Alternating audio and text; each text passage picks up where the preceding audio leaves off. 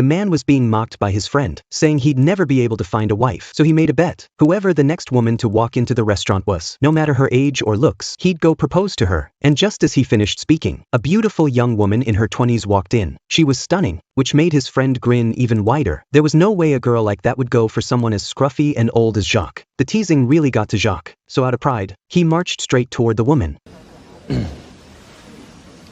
Forgive my intrusion. All right, but make it short. Please be my wife.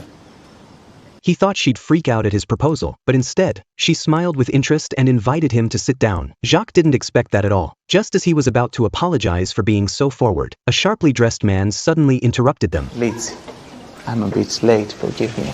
Let me introduce you, gentlemen. Mr. Ridolfi, Captain Jacob Stir. Mon fiancé. When the woman called him her fiancé, Jacques instantly understood what was going on. She was trying to get out of a blind date, but didn't know how, and Jacques had shown up at the perfect time to help her out. Now that he understood, they quickly fell into sync. Right in front of the other man, they flirted like crazy, and the rejected suitor had no choice but to leave. Jacques impressed the woman, so much so, that night they went on a real date. Their romance started with physical attraction, and that was no secret. After dinner, Jacques suggested a spicy little game.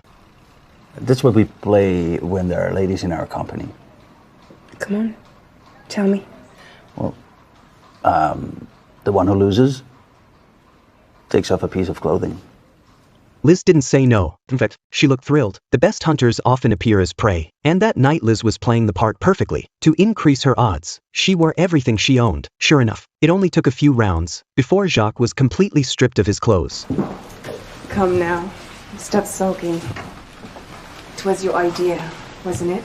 What started as a fake roleplay to dodge a blind date turned into something real. Their feelings grew quickly, and soon, they were married. It all happened so fast. Even Jacques felt like he was dreaming. Every night as he held that youthful body, he wondered how someone so beautiful could ever love an old guy like him. A week later, it was time for Jacques to return to sea. As a long-distance ship captain, each trip lasted several months. Before he left, he gave Liz some living expenses, and asked her to take care of herself. She acted especially sweet and caring. Don't worry.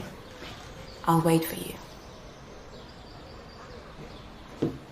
After 4 long months at sea, Jacques finally came home. The place was spotless. It finally felt like a real home. 4 months apart in love felt like an eternity. After that, they were practically glued to each other. They never looked away from one another, no matter where they were. But just when Jacques was basking in the joy of having married a goddess, a letter from the police quietly shattered their peace.